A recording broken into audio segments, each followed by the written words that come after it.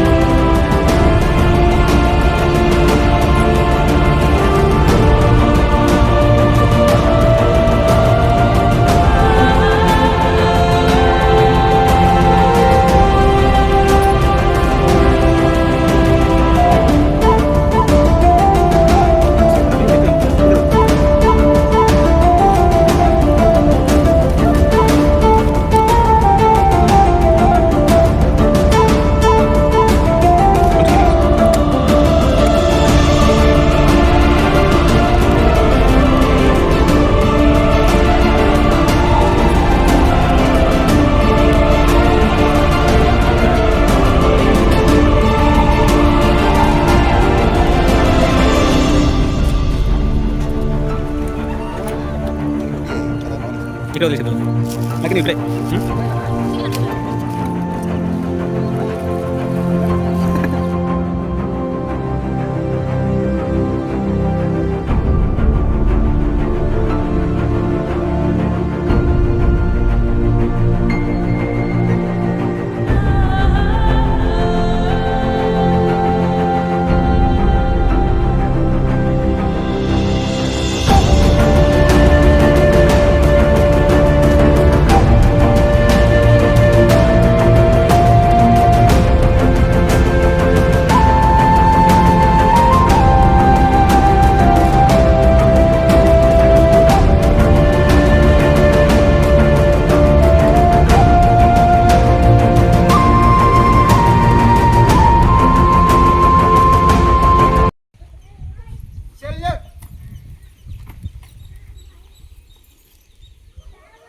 जनगण मन अधिनायक जय हे भारत भाग्य विधाता।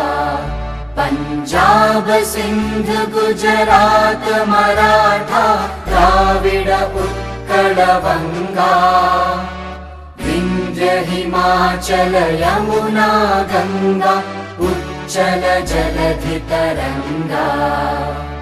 तव शुभ नामे जागे तव शुभ आशीष मांगे गाहे तव जय गाथा। जन गण मंगलदायक जय हे भारत भाग्य विधाता। जय हे जय हे जय हे। जय जय हे।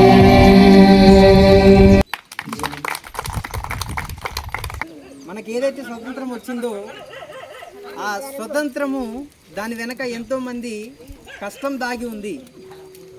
అంటే మనం బానిసలుగా బ్రతకకూడదని, మనకంటూ విముక్తి విడుదల అనేది కావాలని, మరి ముఖ్యంగా దానికోసం ఎంతో పెద్ద పెద్ద మహనీయులు, ఒక గాంధీజీ గారు కావచ్చు, సుభాష్ చంద్రబోస్ గారు కావచ్చు, ఇంకా బాగా మీకు అర్థం కావాలి అని అంటే అల్లూరి సీతారామరాజు గారు లాంటి ఎందరో పెద్ద వ్యక్తులు. అల్లూరి సీతారామరాజు గారు కూడా రంప అనే ఒక ఉద్యమాన్ని చేసి అడవులు బ్రిటిషర్ల చేతికి వెళ్లకుండా ఆయన గొప్ప యుద్ధము అడవి వాళ్ళ కోసం, అంటే ముఖ్యంగా మన కోసం ఆయన కూడా యుద్ధం చేసినట్టుగా, బ్రిటిషర్లతో యుద్ధం చేసినట్టుగా మనము చరిత్ర చదివితే మనకు చాలా విషయాలు తెలియజేస్తాయి. నిజంగా అల్లూరి సీతారామరాజు గారు చేసిన త్యాగం అంతా ఇంత కాదు. మనకు బానిసత్వం నుంచి విడుదల రావాలని ఆయన చెప్పాలి అని అంటే ఆయన ప్రాణాన్ని త్యాగం చేసినట్టుగా మనకు కనబడుతుంది. ఎందుకు అనంటే మన అడవులు ఎవరు పడితే వారి చేతుల్లోకి వెళ్ళిపోకూడదని, ఎవరో బ్రిటిషర్లు వచ్చి మనం సంపాదించే పొలాలపైన లేదంటే కూరగాయలపైన ఇతరుల పెత్తందారితనం ఉండకూడదని, మన భూమి మన హక్కులు అని అల్లూరి సీతారామరాజు గారు ఒకప్పుడు మన పక్షాన, మన బానిసత్వం పక్షాన ఆయన యుద్ధం చేసినట్టుగా కనబడుతుంది. అంటే బానిసత్వం ఉన్న ప్రతి చోట ఏం జరుగుతుంది అని అంటే స్వతంత్రం కోసం ఒక పెద్ద యుద్ధం జరుగుతున్నట్టుగా మనకు కనబడుతుంది కదా. అయితే మీరు బాగా ఆలోచన చేస్తే ఈ లోకంలో బ్రతుకుతున్నప్పుడు ఈ బానిసత్వం ఎలాగైతే మనకు కనబడుతుందో, అదేవిధంగా దీనికంటే పెను ప్రమాదం పాపం అనేది కూడా ఒక బానిసత్వం మనను చుట్టుముట్టింది అన్న విషయాన్ని మనం ఆలోచించాలి.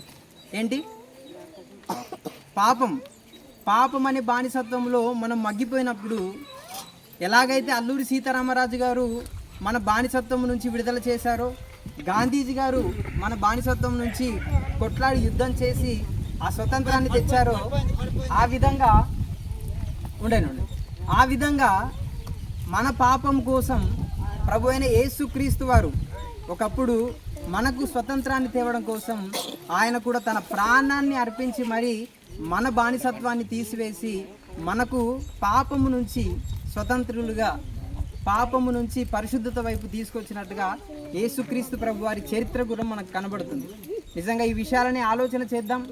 ఇదిగో వచ్చిన ప్రతి ఒక్కరు కూడా ఒక పాఠాన్ని నేర్పిస్తారు. ఎలాగైతే అల్లూరి సీతారామరాజు గారు నేర్పించారో అలాగే గొప్ప గొప్ప మహనీయులు, వారికంటే గొప్పవారు ప్రభు అయిన యేసుక్రీస్తు వారు మనకున్న పాపపు బానిసత్వం నుంచి మనను బయటికి తీసుకొచ్చి పరిశుద్ధులుగా మార్చి గొప్ప విడుదలను, స్వతంత్రాన్ని మనకు తీసుకొచ్చారన్న విషయాన్ని మనం ఈరోజు గుర్తుపెట్టుకొని, ఇక ముందు ఉన్న రోజుల్లో పాపము చేయక ఆయన మన కోసం మరణించారు కాబట్టి, ఆయన మరణిస్తేనే పాపం నుండి మనకు విడుదల కాబట్టి ఆ విషయాన్ని మనం గుర్తుపెట్టుకొని మిగతా రోజుల్లో ఆయనపై ఆధారపడి బ్రతకవలసిందిగా తెలియజేస్తూ ఈ మాటలు ముగిస్తున్నా. అందరికీ మరొకసారి ఈ 80వ స్వతంత్ర దినోత్సవ శుభాకాంక్షలు తెలియజేస్తున్నా.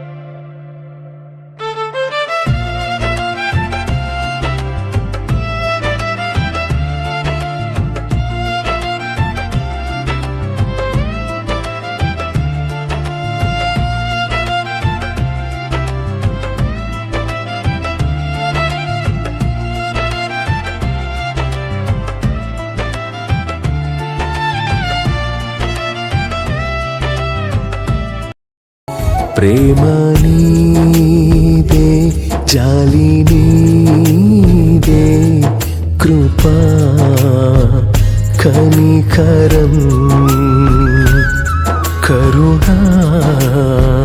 సర్వమును.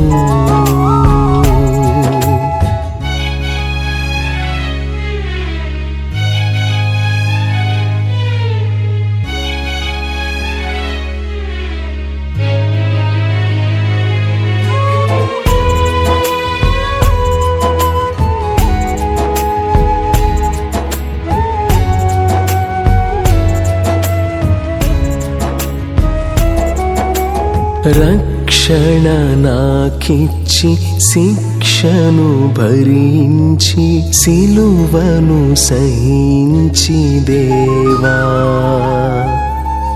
దేహాన్ని విరిచితివే.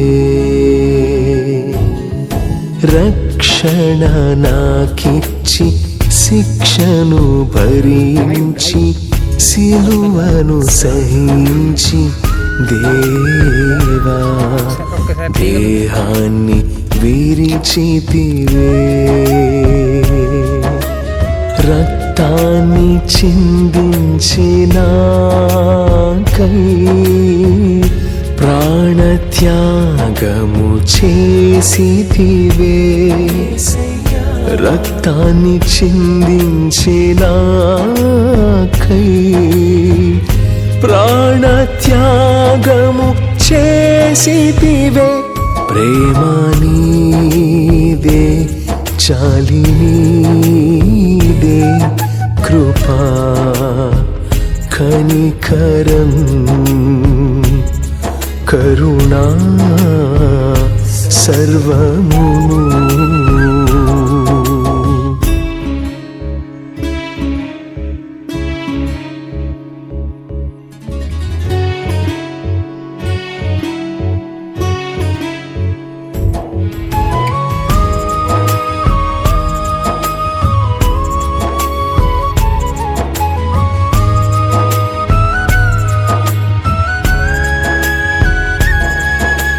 బాధను కలిగించి వేదన నీకిచ్చి రోదనకై నేను దేవా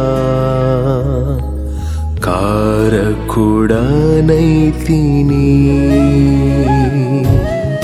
బాధను కలిగించి వేదన నీకిచ్చి రోదనకై నేను దేవా కారకుడనైతిని.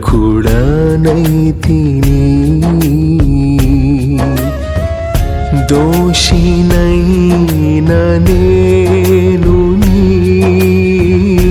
ప్రేమకు కాను పాత్రుడను. దోషినైన నేను నీ ప్రేమకు కాను పాత్రుడను. ప్రేమ నీదే, జాలి నీదే, కృపా కనికరం కరుణా సర్వమును.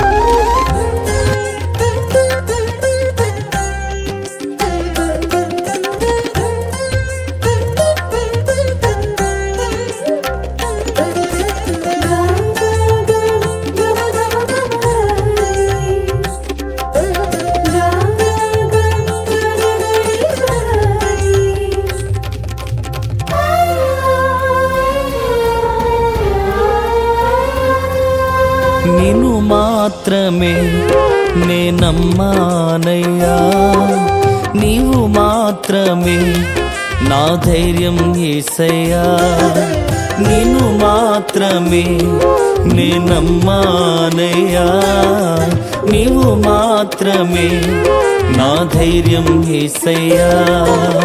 నీ బాహుబలమే నడిపించును, నా స్థితులన్నిటినీ సరిచేయును. నీ బాహుబలమే నడిపించును, నా స్థితులన్నిటినీ సరిచేయును. కృప చూపువాడవయ్యా, నీ పిల్లలకు కృప చూపువాడవయ్యా. నిన్ను మాత్రమే నే నమ్మానయ్యా, నీవు మాత్రమే నా ధైర్యం యేసయ్యా.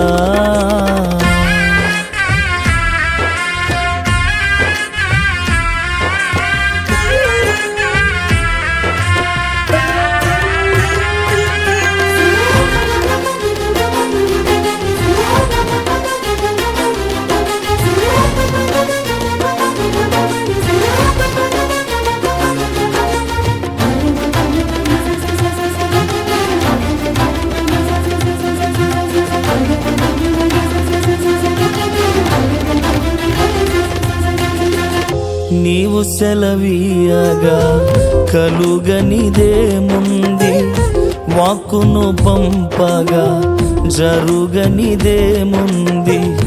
నీవు సెలవీయగా కలుగనిదేముంది, వాక్కును పంపగా జరుగనిదేముంది. సకలము నీదేనయ్యా శ్రీమంతుడా, స్తుతి నీకు పాడేదనయ్యా. సకలము నీదేనయ్యా శ్రీమంతుడా, స్తుతి నీకు పాడేదనయ్యా. సమకూర్చువాడవయ్యా, నీ పిల్లలకు సమకూర్చువాడవయ్యా. నిన్ను మాత్రమే నే నమ్మానయ్యా, నీవు మాత్రమే నా ధైర్యం యేసయ్యా.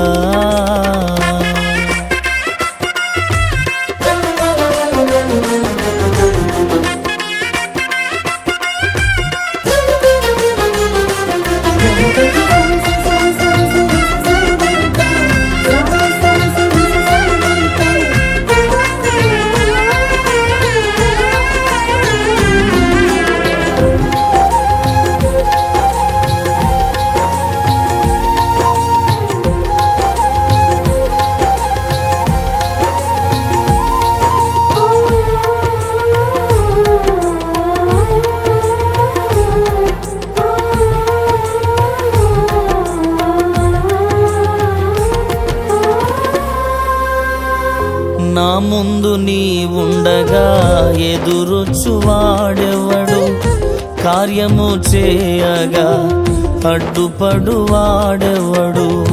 నా ముందు నీ ఉండగా ఎదురొచ్చువాడెవడు, కార్యము చేయగా అడ్డుపడువాడెవడు.